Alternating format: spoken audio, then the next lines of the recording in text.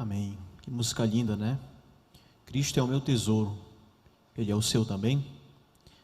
Louvado seja Deus por isso. Meu boa noite a todos. Que a graça e a paz de Jesus seja com você, amém? Fico muito feliz por estar mais uma vez aqui, por compartilhar a palavra do nosso Deus. Você também que está em casa, nos acompanhando pelo YouTube, que Deus também possa estar presente na sua vida, esteja aí do seu ladinho, onde quer que você esteja. Se estiver sentado, deitado na sua cama assistindo, que Deus te abençoe da mesma maneira. Muito bem, nós iremos então falar sobre um tema que para mim é o tema fundamental do adventismo. Na verdade é o tema fundamental da palavra de Deus. Há muitos temas importantes na Bíblia, mas esse aqui talvez seja o mais importante para o nosso tempo. Nós hoje nesse tema iremos falar sobre as 3 mensagens angélicas. Eu convido você a abrir a sua Bíblia, lá em Apocalipse, o livro do Apocalipse, o livro da Revelação. Imagino que você já sabe qual é o capítulo. Apocalipse, capítulo 14, né? Mas nós não iremos começar a ler a partir do verso 6, né? Na realidade nós vamos um pouquinho mais além, nós vamos começar um pouco mais na frente. Capítulo 14 do Apocalipse, no verso 14. Apocalipse 14, verso 14. Acompanhe na sua Bíblia. E aqui diz assim: olhei e eis uma nuvem branca, e sentado sobre a nuvem um semelhante a filho de homem, tendo na cabeça uma coroa de ouro, e na mão uma foice afiada. Verso 15 agora. Outro anjo saiu do santuário, gritando em grande voz para aqueles que se achavam assentados sobre a nuvem, para aquele que se achava assentado sobre a nuvem. E essa voz dizia assim: toma a tua foice e ceifa, pois chegou a hora de ceifar, visto que a seara da terra já amadureceu. E aquele que estava assentado sobre a nuvem passou a sua foice sobre a terra, e a terra foi ceifada. Eu convido você nesse momento, feche seus olhos, vamos orar ao nosso Deus pedindo iluminação do Espírito Santo. Oremos. Pai, obrigado pela Tua palavra. Acabamos de ler um trecho, um texto muito importante, Pai. Por favor, nos ajuda a entender, que não seja, Pai, o ser humano que interprete aqui, que não seja, Pai, palavras da boca apenas de um ser humano, mas sejam palavras vindas, Pai, do alto dos céus. Que o Senhor ilumine a nós e nos dê o entendimento da Tua palavra e aplique, Pai, em nossa vida, em nome de Jesus. Amém. Então nós lemos aqui um texto muito importante, e esse texto aqui, ele nos remete à tônica da Bíblia, né? Ao tema talvez mais importante da Bíblia, que está relacionado com o tema da segunda vinda de Jesus. É um tema que se repete diversas vezes na palavra de Deus, desde o Antigo Testamento até o Novo, nós vemos o tema da volta de Jesus. E o livro do Apocalipse, esse tema também se faz presente. Você pode perceber isso. Você pode deixar marcado aí, por favor, Apocalipse 14. Nós iremos voltar a esse texto. Você pode abrir rapidamente aí Apocalipse capítulo 1. Logo ali no verso 7. Você vai perceber que o Apocalipse começa com esse tema, falando sobre a vinda de Jesus. Apocalipse capítulo 1, verso 7, diz assim: eis que vem com as nuvens e todo olho o verá, até quantos o transpassarem, e todas as tribos da terra se lamentarão sobre ele certamente. Amém. Então aqui o Apocalipse já começa com a promessa da vinda de Jesus. Eis que ele vem com as nuvens e todo olho o verá. E se formos agora lá para o final do Apocalipse, olha só como o Apocalipse também termina. Apocalipse capítulo 22 agora, e nós vamos então agora ao verso 20. que nos diz assim, Apocalipse capítulo 22, versículo 20, que diz assim: aquele que dá testemunho destas coisas diz: certamente venho sem demora. Amém. Vem, Senhor Jesus. Então, as últimas palavras da Bíblia, do Apocalipse, é a promessa de que Jesus certamente vem. Então, olha só, o Apocalipse começa 1:7 falando sobre que tema? A volta de Jesus. E aqui no capítulo 22, no verso 20, termina falando sobre que tema também? A volta de Jesus também. Então esse tema é um tema importante, sim ou não, no Apocalipse? É um tema importante, sim ou não, na Bíblia? É um tema muito importante. Mas a pergunta é, se esse tema é tão importante, se a vinda de Jesus é um tema tão importante, por que Jesus ainda não voltou? Essa é uma pergunta que não é tão fácil responder. Por que Jesus ainda não voltou? Se é tão certo a vinda de Cristo, eis que vem sem demora.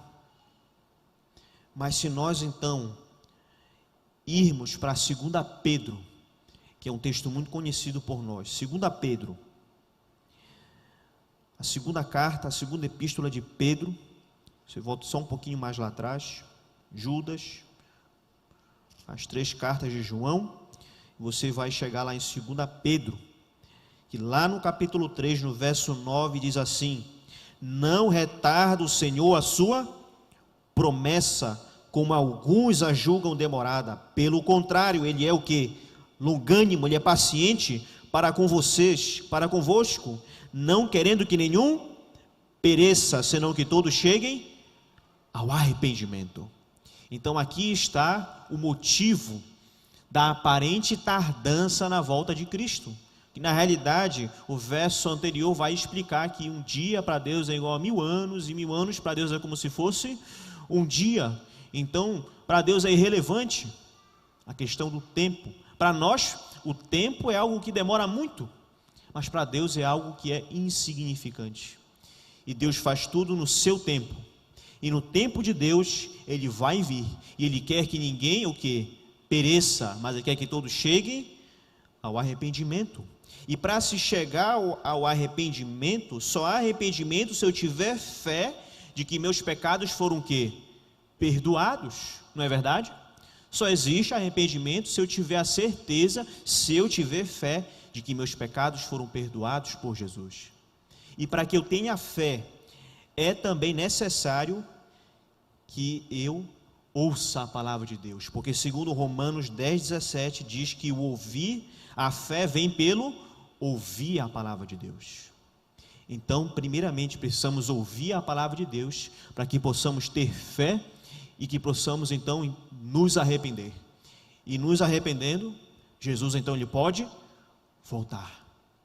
Então esse é o processo para que ocorra a vinda de Jesus. Então antes que Jesus ele venha, antes da gloriosa visão da vinda de Cristo que você leu aí em Apocalipse capítulo 14, do verso 14 ao 16, antes desse evento glorioso, João ele vê anteriormente 3 anjos poderosos dando uma mensagem muito importante ao mundo, pouco antes da segunda vinda de Cristo. Então antes da segunda vinda de Cristo, é necessário o anúncio de que Jesus está voltando, para que as pessoas possam então o quê? Se preparar. E qual a mensagem que vai preparar o mundo para a volta de Cristo? São as 3 mensagens angélicas. E o que as 3 mensagens angélicas nos dizem?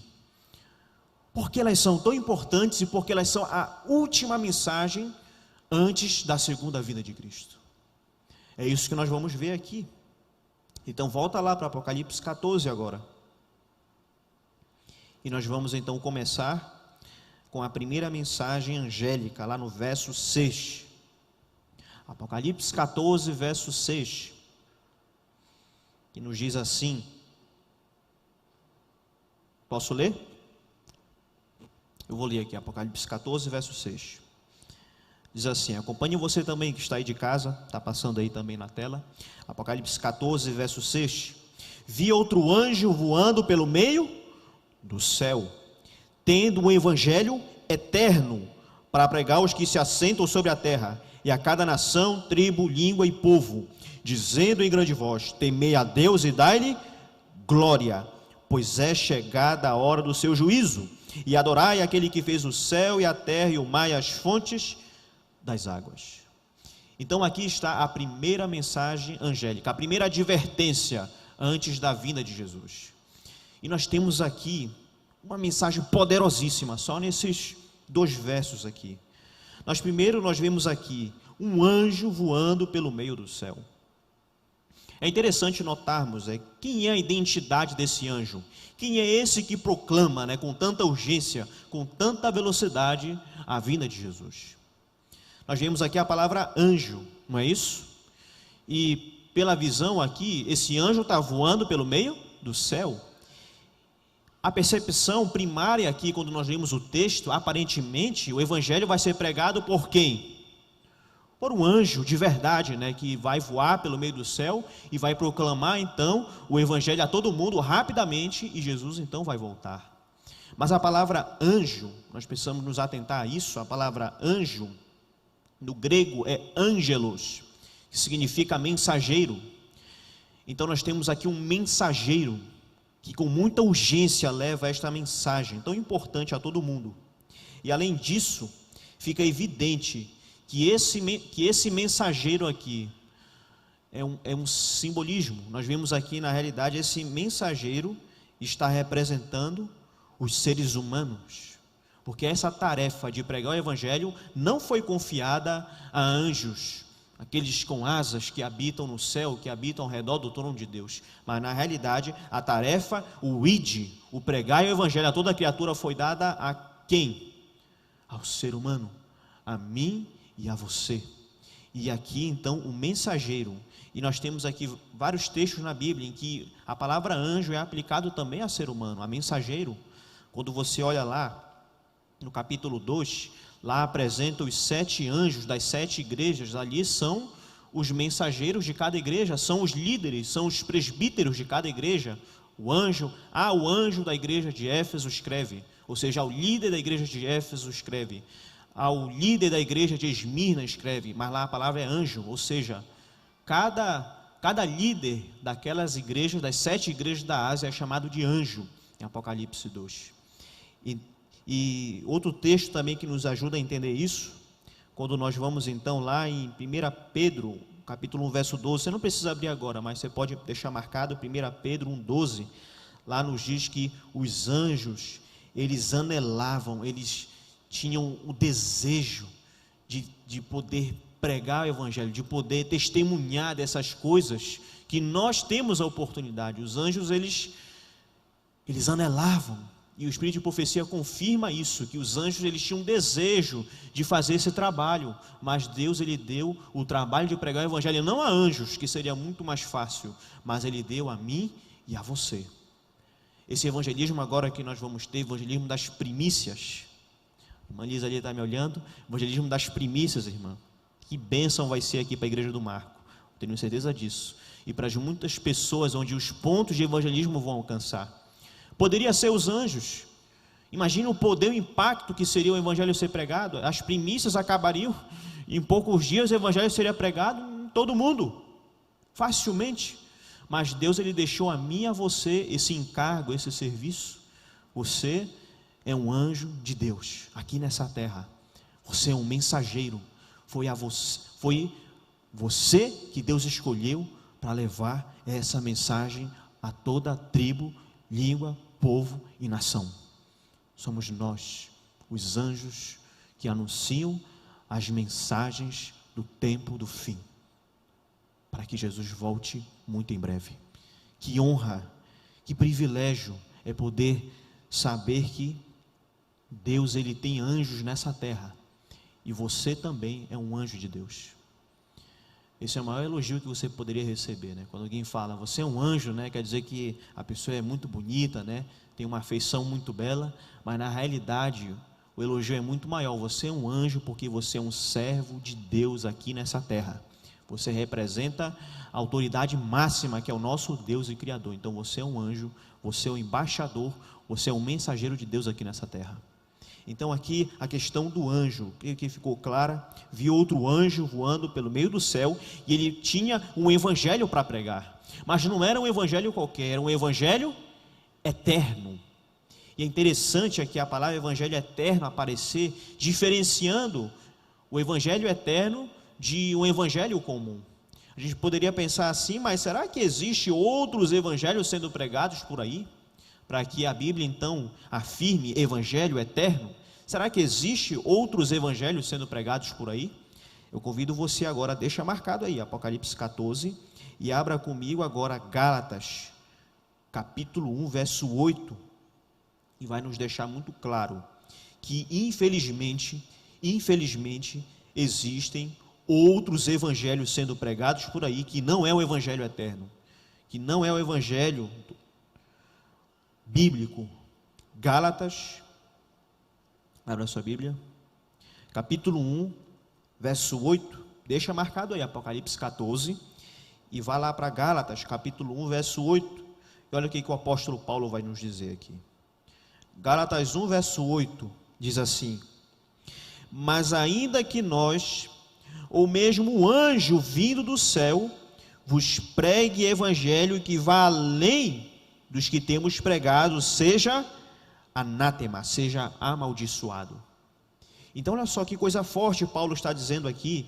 Ainda que um anjo voando pelo meio do céu tente pregar outro evangelho que não seja o evangelho que temos pregado, esse anjo seja amaldiçoado. Então existem outros evangelhos sendo pregados por aí? Infelizmente existe. Mateus 24 nos alerta que existiriam falsos cristos, falsos profetas. Timóteo também e Pedro vai nos dizer de falsos ensinadores, falsos mestres, falsos apóstolos. João também nos alerta em 1 João sobre o anticristo, os falsos cristos que iriam surgir. Então, infelizmente, existem outros evangelhos sendo pregados por aí. E o pior de tudo é que esses outros evangelhos, eles parecem até ser verdadeiros. Olha só, eles até parecem ser evangelhos verdadeiros, até parece ser evangelho de verdade, mas não é. A Bíblia chama de outros evangelhos. E existe um só evangelho, que é o evangelho eterno, que é esse que será pregado antes da vinda de Jesus. O evangelho eterno, as 3 mensagens angélicas. E voltando então lá para Apocalipse 14, esse evangelho eterno então, ele é singular, ele é diferente, ele tem uma mensagem especial para esse tempo, uma mensagem completa. 14, verso 6, para pregar aos que se assentam sobre a terra, e a cada nação, tribo, língua e povo. Essa linguagem é interessante. Deixa marcado aí Apocalipse 14, agora vai lá no capítulo 10 de Apocalipse. Volta só mais um pouquinho, mais 2 páginas. Apocalipse 10 vai nos mostrar a mesma linguagem usada ali no verso 6 do capítulo 14. Olha só, Apocalipse 10, verso 11, diz assim: então me disseram, é necessário que ainda profetizes. Apocalipse 10, verso 11, é necessário que ainda profetizes a respeito de muitos povos, nações, línguas e reis. Olha só a linguagem usada aqui, basicamente a mesma, aqui em Apocalipse 14, verso 6, que diz que esse evangelho eterno seria pregado a cada nação, tribo, língua e povo. Então temos algo aqui muito interessante em Apocalipse 10. Em Apocalipse 10, nós temos aqui, quando diz que é necessário que ainda profetize a muitos povos, nações, línguas e reis, está se referindo ali a João, mas João, ele acabou de comer o que ali? Um livrinho, que na boca era doce como mel, mas o estômago era amargo. E depois disso, que nós conhecemos como se cumpriu com o dia do grande desapontamento, depois disso, ainda existe aqui o profetizes, uma ordem, um ide profético, vá, profetizes a cada povos, nações, línguas e reis.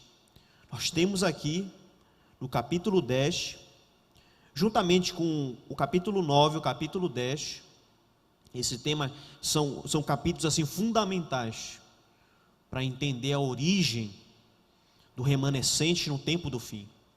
Entre a sexta e a sétima trombeta, nós temos aqui o capítulo 10, o interlúdio entre a sexta e a sétima trombeta, esse intervalo entre essas duas trombetas, nós temos aqui a origem do remanescente. O capítulo 10 trata sobre a origem do remanescente.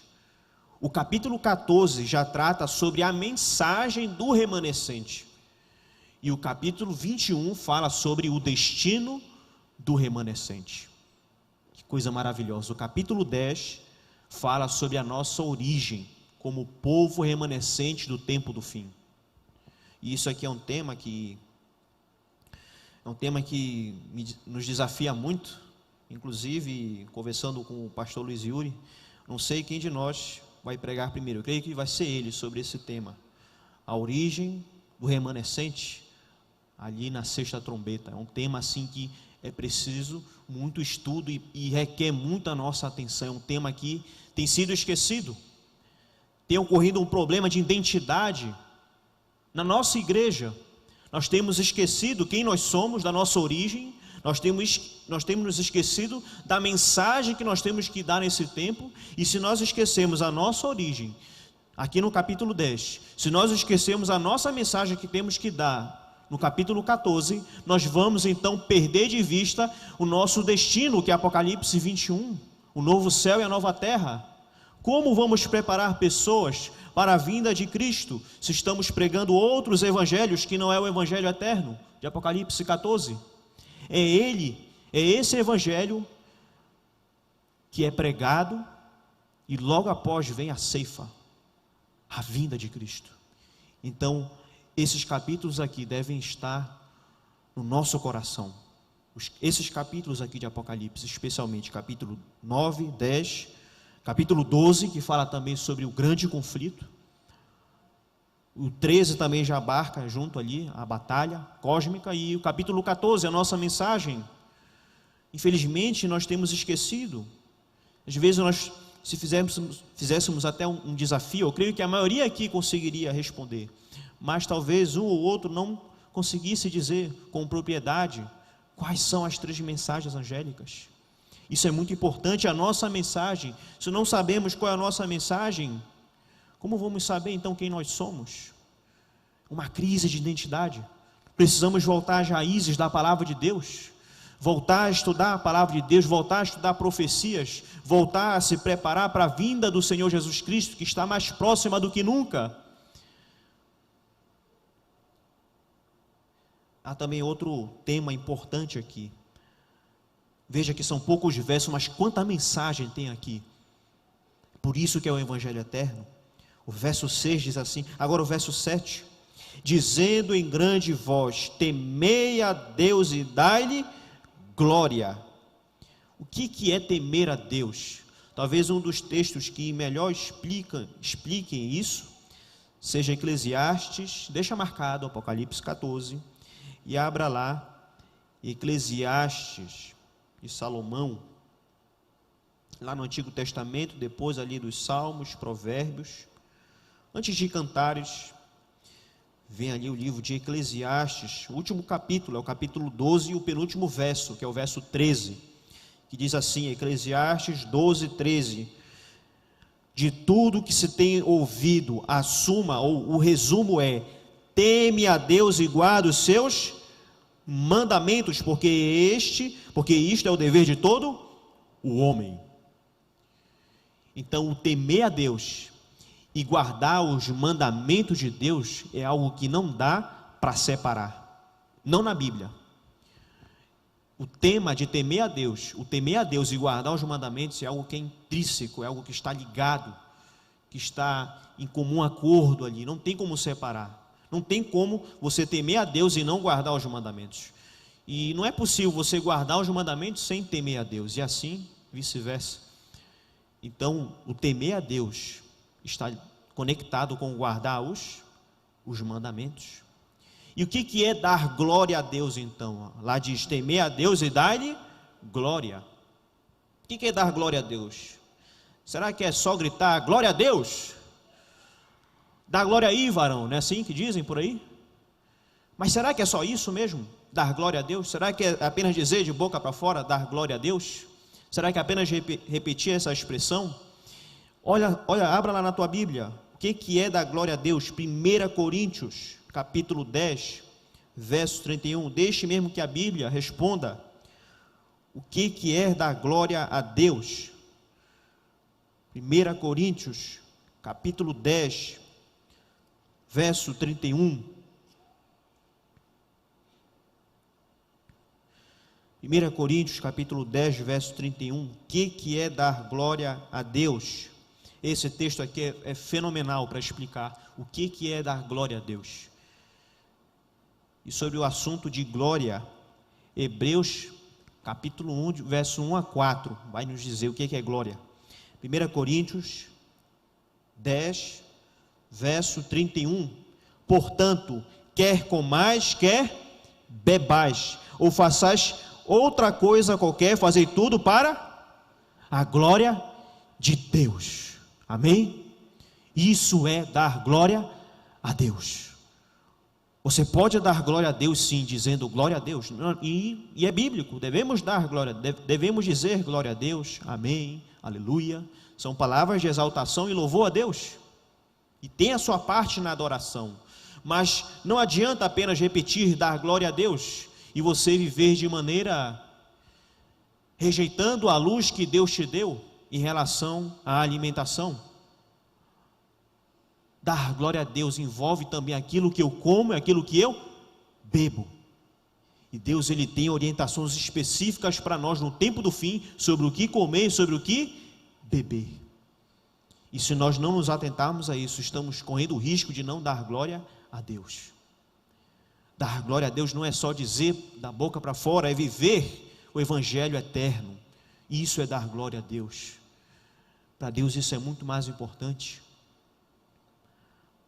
Dar glória a Deus tem a ver com a nossa vida, tem a ver com tudo o que você faz, o que você come, o que você bebe, o que você olha, o que você veste, o que você pensa, o que você faz, tudo isso é dar glória a Deus.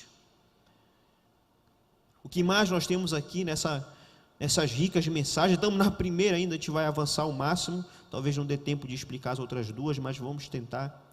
É chegada a hora do seu juízo, olha só, Apocalipse 14, e aqui está talvez o âmago da primeira mensagem, também a adoração ali. É chegada a hora do seu juízo. João ali provavelmente escreveu o Apocalipse no primeiro século ali, na última década, entre os anos 90 ali a 100 mais ou menos. Esse número pode ser mais preciso, mas agora eu não recordo, mas ali no primeiro século ali, naquela última década, foi escrito o livro do Apocalipse, por João, o apóstolo.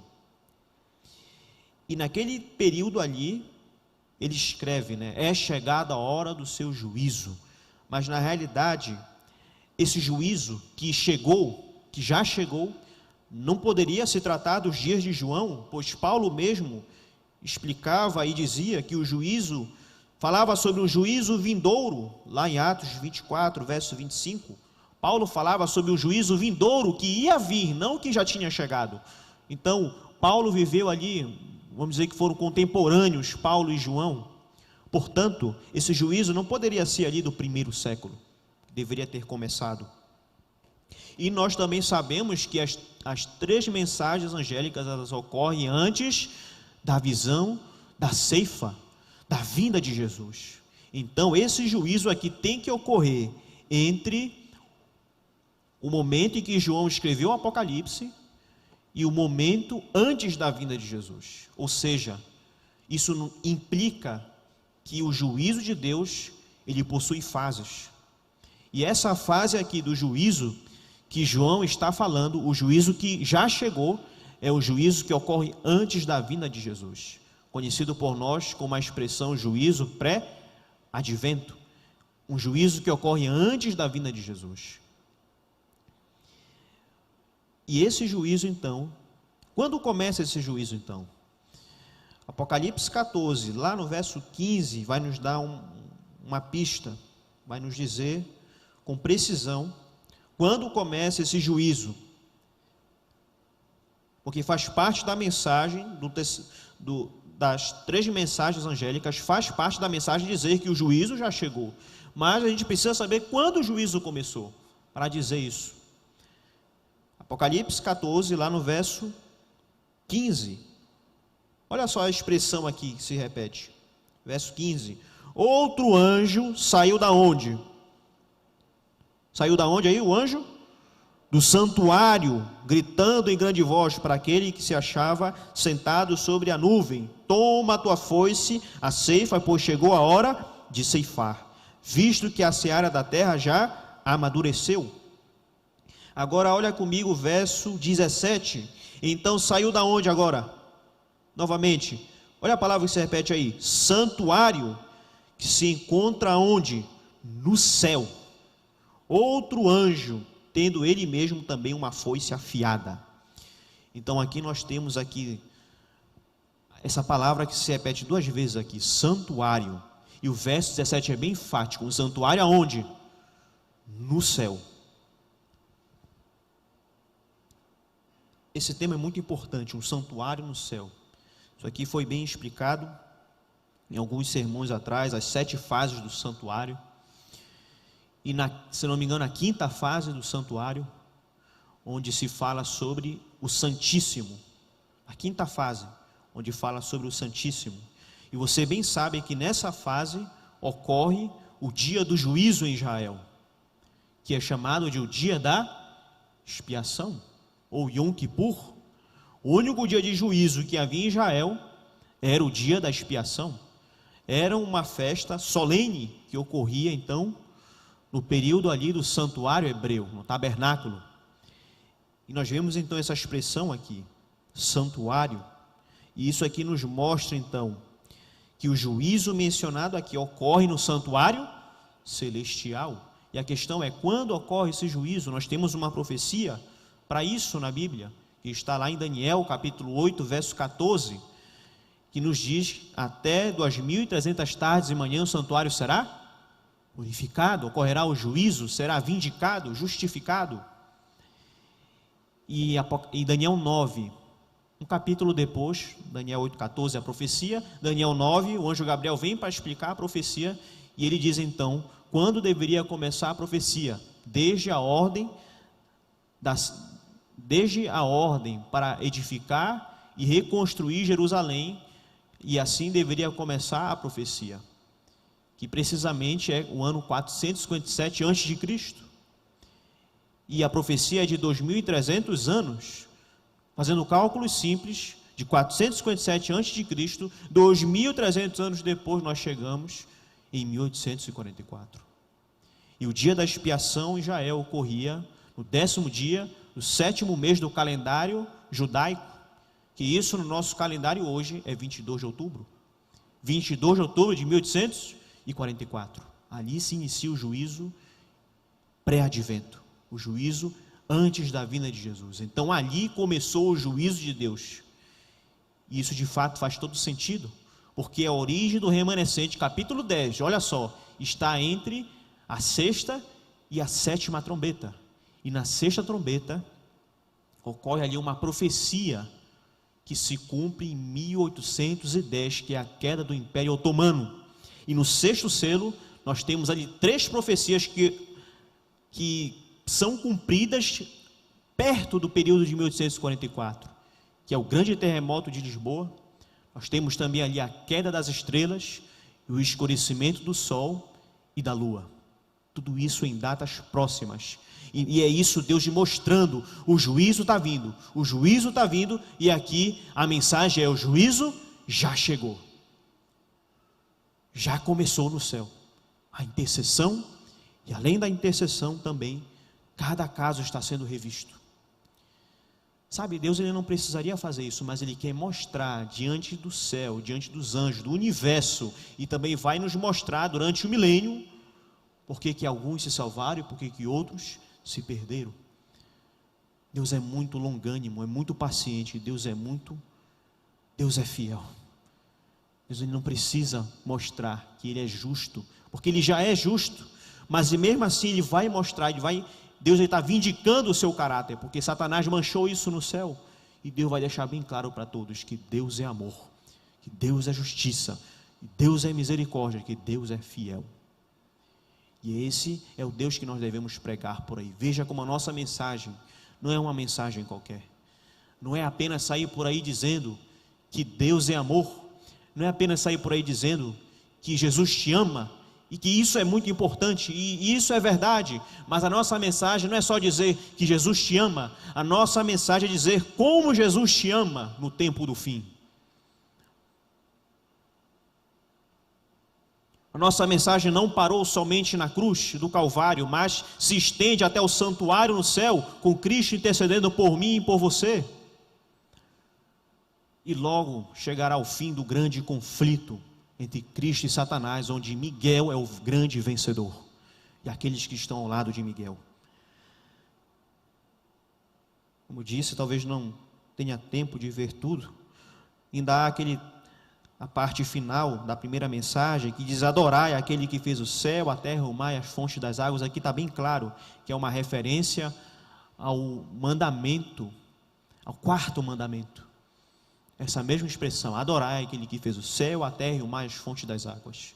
Nesse período onde o juízo deveria começar, essa mensagem que havia sido esquecida, esse mandamento do sábado que foi pisado pelo chifre pequeno, deveria novamente se levantar e deveria brilhar o dia do Senhor, o santo sábado. E em contrafação a isso, ao dia do Senhor, viria então um sistema religioso para enganar. E aí entra a segunda mensagem angélica, que está lá no verso 8, que diz assim: seguiu-se outro anjo, o segundo, dizendo: caiu a grande Babilônia, que tem dado a beber a todas as nações do vinho da fúria da sua prostituição. Então aqui a mensagem é: caiu a grande Babilônia. Aqui João ele empresta a linguagem lá do Antigo Testamento, Jeremias 51 e também Isaías 21, 9. Essa mesma expressão se repete lá no Antigo Testamento: caiu a grande Babilônia.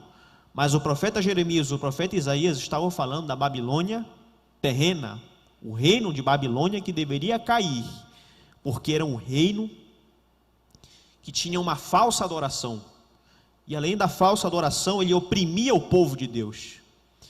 E João então lhe empresta essa linguagem para se referir a uma Babilônia maior, agora um antítipo, uma figura maior, a Babilônia do tempo do fim. A Babilônia não mais o reino, mas a Babilônia profética, uma Babilônia religiosa, uma confusão então de doutrinas, crenças, esses outros evangelhos sendo pregados por aí, que se levantaria para tentar destruir e pisar a verdade, lançar a verdade por terra. Mas a mensagem é: caiu a grande Babilônia. O erro não vai prevalecer sobre a verdade. Babilônia não vai prevalecer sobre a mulher vestida de branco, não vai prevalecer sobre o remanescente, porque Deus é maior, e que aqueles que estão com Deus serão vitoriosos no grande conflito. Então por isso a Babilônia é derrubada, ela cai, e ela é covil de aves imundas, detestáveis, e ela tem a sua destruição, hora e dia marcados. Babilônia infelizmente ainda está agindo, os seus poderes então representados ali capítulo 13, a besta que emerge do mar, que tem a sua ferida sendo curada pouco a pouco pela besta que emerge da terra. E essa ferida vai se curar, e ela vai agir. E essa ação ocorre, você consegue ver aqui na terceira voz, que diz aqui o verso 9: seguiu-se a estes outro anjo, o terceiro, dizendo em grande voz: se alguém adora a besta e a sua imagem, e recebe a sua marca na fronte ou sobre a mão, também este beberá do vinho da cólera de Deus, preparado sem mistura do cálice da sua ira, e será atormentado com fogo e enxofre diante dos santos anjos e na presença do Cordeiro. Então aqui está a ação da Babilônia, esse sistema religioso que se levanta contra o remanescente, que se levanta para enganar as pessoas. E é isso que essa é a estratégia do inimigo, é misturar a verdade com a mentira. Enquanto Deus tem o seu povo, Satanás levanta o seu povo também. Enquanto Deus tem o seu evangelho, Satanás também levanta um falso evangelho. Quando Deus tem o seu Cristo, Satanás levanta o anticristo. Quando Deus tem o seu dia de guarda, o seu mandamento, o sábado, Deus ele levanta um falso dia de adoração, o domingo. E assim Satanás ele age, enganando as pessoas. É por isso que diz que Babilônia entorpece as pessoas com o vinho da fúria da sua prostituição. Jeremias 5:7 nos diz que a Babilônia é um cálice que confundiria as nações e os levaria à loucura com as suas falsas doutrinas e crenças.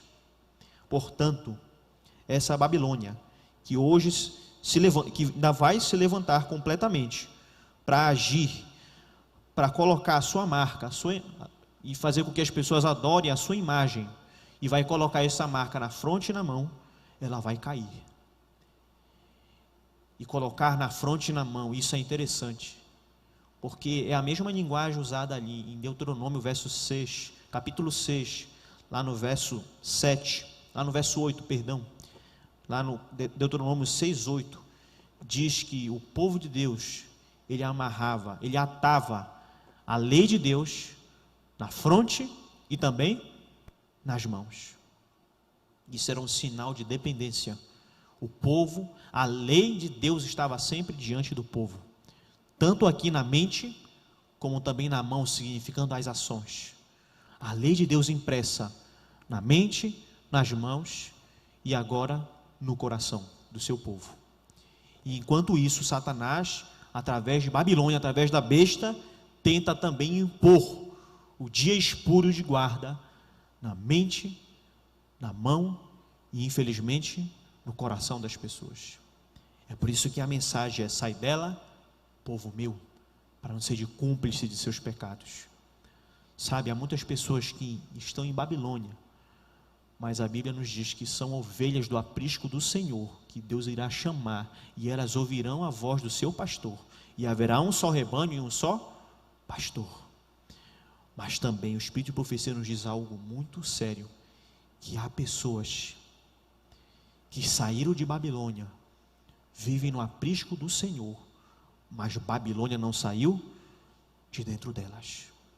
E quando chegar um momento então da grande controvérsia, em que esses poderes então vão entrar em ação com força total, haverá um peneiramento, e alguns de nós vão deixar as nossas fileiras e vão nos perseguir, vão se aliar contra nós nesse grande conflito. Mas a promessa também, muitos ali em Babilônia vão deixar no momento certo, e eu creio que esse momento é agora. É por isso que esse anjo ele proclama com velocidade, com poder, grande glória: o juízo já chegou, não há mais tempo para tardança. Precisamos sair da onde nós estamos e trazer aqueles perdidos de Babilônia para a casa do Senhor. E nós ainda, se a Babilônia ainda dentro de nós, ainda há tempo de deixá-la, antes que seja tarde demais.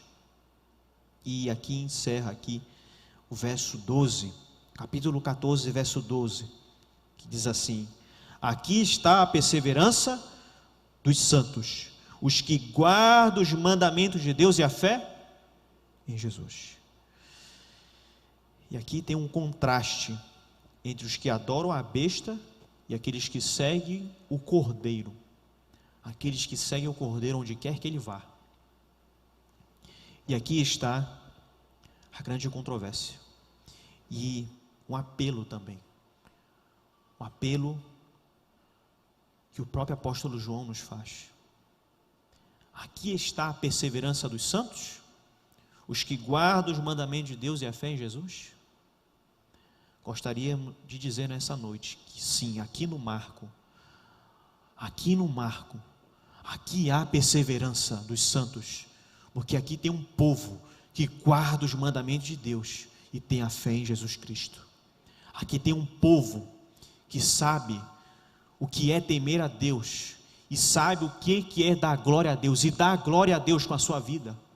Tem aqui um povo que adora a Deus, porque sabe qual é o dia em que Ele criou, o dia em que Ele separou, para lembrarmos que Ele criou o céu, a terra e o mar e tudo o que neles há. Há um povo aqui que não reside em Babilônia, no engano, mas também que não permite que Babilônia esteja dentro de si. Há um povo aqui que persevera, mesmo em meio às provações e dificuldades. Então, para concluir, apenas um resumo. A primeira voz, a primeira mensagem angélica é: quem é Deus e a sua vontade? A segunda mensagem angélica nos fala sobre quem é Babilônia e a sua obra. E a terceira mensagem angélica, e a última, é um convite para uma decisão por Cristo e a sua lei. Essas são as três mensagens angélicas. É claro que há muito mais para se explorar, mas o tempo não nos permite. Mas é algo que nós devemos estudar, é algo que nós devemos saber, e é algo que nós temos que proclamar. E o meu apelo nessa noite é: será que você que está me ouvindo nessa noite, tanto aqui na igreja, como me acompanhando pelo YouTube, você aceita as três mensagens angélicas? Aceita você adorar o verdadeiro Deus, do jeito que Ele pede, não do jeito que você quer? Aceita você a mensagem de Deus, a última, para esse mundo escuro e tenebroso? Se você aceita, louvado seja Deus. E meu último apelo nessa noite é: quer você ser um anjo, um mensageiro de Deus, que vai levar essa mensagem com velocidade a cada tribo, povo, língua e nação, a cada vizinho, a cada pessoa do seu trabalho, a cada pessoa que reside ali com você, ali no seu apartamento, onde quer que você more? Quer você ter esse compromisso de levar esta mensagem? Porque aquele que há de vir virá e não tardará. Eis que venho sem demora. Louvado seja Deus. Convido você nesse momento a ficar em pé. Você que aceitou esses dois apelos, eu quero convidar você a fazer uma oração nesse momento.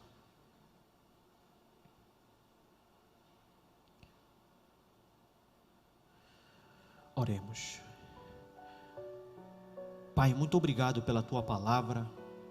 Obrigado, Senhor Deus, por tão linda mensagem o Senhor ter para nós. Não é uma mensagem, Pai,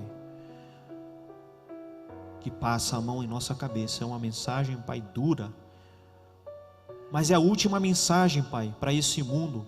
Portanto, tem que ser uma mensagem para preparar esse povo, Pai, para preparar a igreja do Marco, Pai, preparar os pastores, os líderes dessa igreja para um breve encontro com Jesus.